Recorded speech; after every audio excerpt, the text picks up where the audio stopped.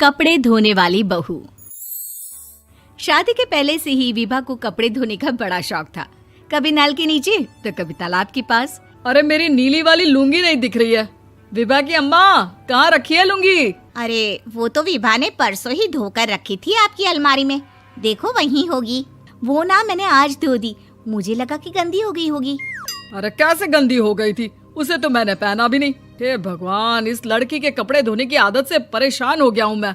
जितना तो घर में राशन नहीं आता, उससे कहीं ज्यादा डिटर्जेंट पाउडर का खर्चा है। इसकी शादी करवा दो, शादी जाए अपने घर में ही करे काम, फिर चाहे घर के कपड़े धोने हो या पूरे गांव के। हाँ ठीक बोल रही हूँ, देखता हूँ मैं कोई लड़का। वो दिन भी आ जाता है जब विभा को देखने लड़के वाले आ जाते हैं। लड़की मुझे अच्छी लगी। होने वाली सास कहती है, बेटी अगर कुछ पूछना है तो पूछ लो। वैसे तो हमारी लड़की बहुत ही शर्मीली है, जो बोल दो वो मान लेती है, इसे क्या पूछना होगा। अरे कैसी बात कर रही हो माँ, मुझे इन लोगों के घर रहना है, सवाल तो कई है। हाँ हाँ बेटा, पूछ लो ना, क्या पूछना है। आप लोगों के घर कपड़े कौन धोता है? सास का मुंह बन जाता है।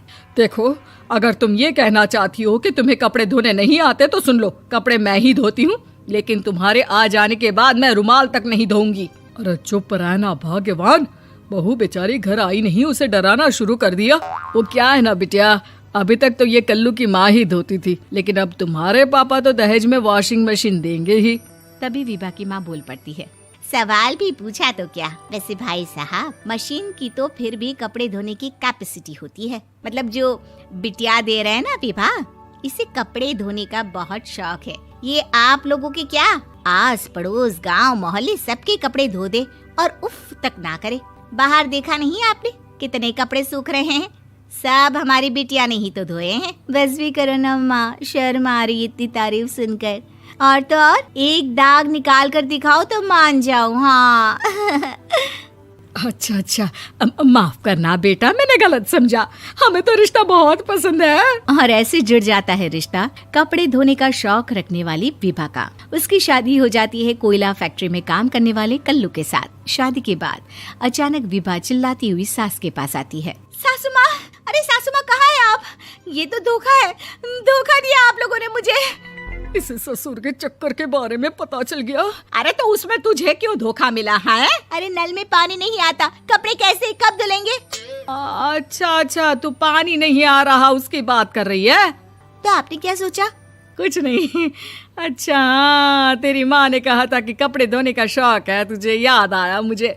शौक बोलकर कपड़े धोने वाले मेरे जुनून को कम ना आके सासू माँ, कपड़ा धोना मेरा गुरूर है। तभी पति भी वहाँ आ जाता है। अभी मैंने इसे सनी देओल की फिल्म दिखाई है, उसी के डायलॉग मार रही है माँ। अच्छा सुन, साफ साफ बता रही हूँ, पानी सुबह 4 से 6 और शाम को 10 से 12 आता है, समझी? विभा टाइमिंग सुनकर हैरान हो जाती है। ये क्या भूतों का मोहल्ला है?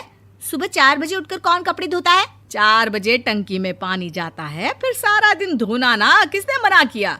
अरे कैसी बात कर रही हैं? 200 लीटर की टंकी में कितने कपड़े धो लूंगी मैं? सुबह ही उठ जाऊंगी मैं। अब क्या था, विभा सुबह 4 से लेकर रात के 12 बजे तक कपड़े ही धोती रहती। एक रोज सास पड़ोस से निकलकर कहीं जा रही होती है कि साथ वाली कहती है, हाँ कल्लू की माँ, जरा ये बताओ कि 2 साड़ी है, 2 ब्लाउज और एक पेटीकोट और एक नाड़े वाला लंबा कच्छा। हाँ तो? अरे तो क्या, कितना लोगी धुलाई ये बताओ। धोबन दिख रहे हैं हम क्या? हमारे पति सरकारी नौकरी से अभी रिटायर हुए हैं और बेटा सुपरवाइजर है कोयला फैक्ट्री में। धोबन समझ रखा है हमें? हाय रे कल्लू की अम्मा, माफ कर दो, वो तो मोहल्ले में यही सब बता रहे थे कि तुमने बहू को कपड़ा धुलवाने के काम में लगा दिया है। सास को पड़ोसन की बात सुनकर गुस्सा आ जाता है। वो घर पहुंचती है जहां घर के बाहर ही इतने सारे कपड़े सूख रहे होते हैं जितने कि किसी धोबन के घर पर। अरे ओ कल्लू की दुल्हन, बाहर निकल। माँ जी यहीं आ जाओ, बाथरूम में चादर धो रहे हैं हम। अरे अभी हम धोते हैं, तुमको बाहर निकलो। ये आस पड़ोस वाले बोल रहे हैं कि हम बहू से कपड़े धुलवा कर उसे कपड़ा धोने वाली बना दिए हैं। अरे छोड़ो ना माँ जी, किन लोगों की बातों में आती हो? आस पास के लोगों का तो काम ही होता है कि वो किसी तरह सास बहू को लड़ा दे। बहू सारे घर के कपड़े धोती है, ये क्या कम है? बोलिए। सास को भी लग जाता है कि वो बहू का ये सनकीपन नहीं छुड़वा सकती, इससे अच्छा है कि खुद ही चुप हो जाए। एक रोज सास और बहू मंदिर जाते हैं, जहाँ सास की साड़ी वहाँ खड़ी भीख मांगने वाली से मिलती है। माँ जी क्या बात है, आपकी साड़ी उस भिखारन से कितनी मिल रही है ना? हाँ हाँ, देखो तो दोनों की साड़ी मिल रही है। क्या बात है कल्लू की अम्मा, तुम खुद को तो अफसर की बीवी बताती हो और ऐसी सिंपल सी प्लेन साड़ी पहनकर घूमती हो। सिंपल और प्लेन नहीं है ये साड़ी। तो क्या सोने के धागे से फूल बने हैं? कुछ भी सासू माँ, कुछ भी। हाँ, बने थे इस साड़ी में सोने के धागे से फूल। मेरे पति लेकर आए थे मद्रास से स्पेशली मेरे लिए 10,000 की। ताहे भाई साहब इस भिखारन के लिए भी सेम टू सेम साड़ी लेकर आए होंगे 10,000 की।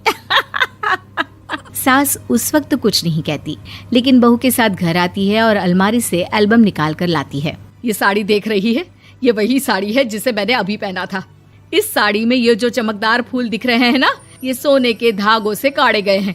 लेकिन तू लोकल वॉशिंग मशीन ब्रश से घिस घिस कर सारे फूलों को निकाल कर साड़ी प्लेन कर दी।